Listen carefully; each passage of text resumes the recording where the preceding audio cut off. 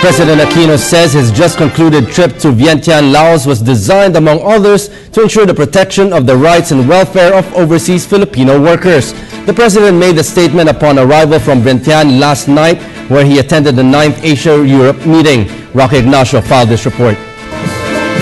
President Aquino announced the good news when he arrived in Manila in the 9th Asia-Europe meeting in Laos. The president cited the importance of enhancing cooperation between Asia and Europe to ensure the welfare of Filipino overseas workers amidst global economic slowdown, encourage investments, sustain regional security, and implement reforms in government. Sa biyaheng ito, may isang paksang nangibabaw po sa atin.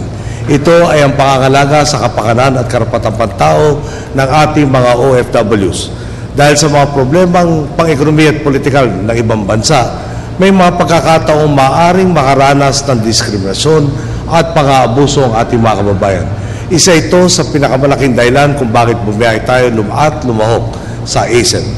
Hindi ako makakapayag na mailagay sa alanganin ang kaligtasan ng ating mga OFW. Hindi ko hahayaang mapunta sa wala ang mga sakripisyo at pagtitiis ni Juan de la Cruz. Ang biyaheng ito ay para sa manggagawang Pilipino at hindi tayo nabigo sa bisyong nating ito. President Aquino also mentioned the benefits the country had gained after his meeting with the leaders of European Council and European Commission. The meeting focused on how to protect the more than 90,000 Filipinos in Europe. The president informed the EU leaders of the government's efforts to address the concerns regarding the Philippine compliance with the standards of training, certification, and watchkeeping convention and air safety standards. He claimed that the previous administration neglected adhering to maritime rules mandated by the STCW of the European Commission. Hindi po biro ang epekto sa atin kung sakaling i-blacklist tayo ng European Union. Bukod sa mahigit na 91,000 Pilipino mawawala ng trabaho, kasama ring sasamaang kondisyon sa kawalang pag-asa ang kanilang mga mahal sa buhay. Saan nga ba nagugat ang isyong ito? Sa matagal na pagwawalang bahala ng mga dating nasa poder sa mga lituntuning nakasaad sa Standards of Training, Certification, and Watchkeeping or STCW ng European Commission. Ipinalam natin sa mga pinuno ng EU na doble kahit tayo para makamit ang mga pamantayan ng European Commission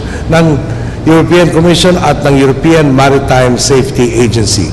Ito ang dahilan kung bakit tinagdaan natin Executive Order No. 75 na nag-aatang sa EC na tiyaking nasusunod ng ating mga institusyon ang mga pamantayang nakasaad sa STCW. Dahil sa ating mga positibong hakbang, kasalukuyang nasa whitelist pa ho tayo. At nais natin masiguro na hindi tayo mabura sa whitelist sa mga darating na audit ng EMSA.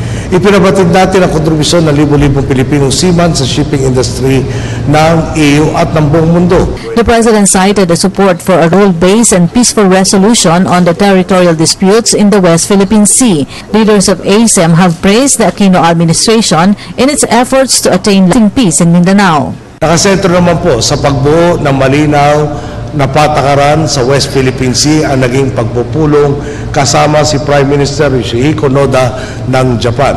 Nagpasalamat din tayo sa bansang Hapon sa kanilang ambag upang masimulan ang kasunduang pangkayapaan sa Bangsamoro. Nang pinahintulutan nila tayong makipagkita sa mga pinuno ng MILF noong Agosto 2011 sa Narita, Japan. Pinatayan nila ang katuwang natin sila pagpapalaganap ng kapayapaan. Dito, patuloy pa rin ang pagbuhos ng kanilang tulong, hindi lamang sa pagpapalakas ng ating tanggulan, kundi maging sa pagsugpo ng kahirapan sa bansa. President Aquino also took the opportunity to present the country's potential for investments. Napagalaman din natin salat daw sa mga manggagawa sa Norway tulad ng mga medical professionals. Isa itong oportunidad upang kapwa makinabang ang Norway at Pilipinas sa libo-libo nating mga nurse, midwife at doktor. Aktibo rin sa pamumuhunan sa ating stock exchange ang ilang Norwegian companies at ang kanilang sovereign fund. Kaya nang ibinalita natin muli tayong nakapagtala ng record high kahapon, 47th na po ito sa ating administrasyon, talaga naman pong gusto na nilang matapos ang pagpupulong yata para madagdagan pa ang investment sa atin at sila iniyaya natin. Sayang lang po talaga at hindi natin naibalita sa kanilang muli. Nating na-break ang record ay kaninang hapon, yun na po 48 time. Baka naman dumoble na rin po yung kanilang pamumunan sa atin.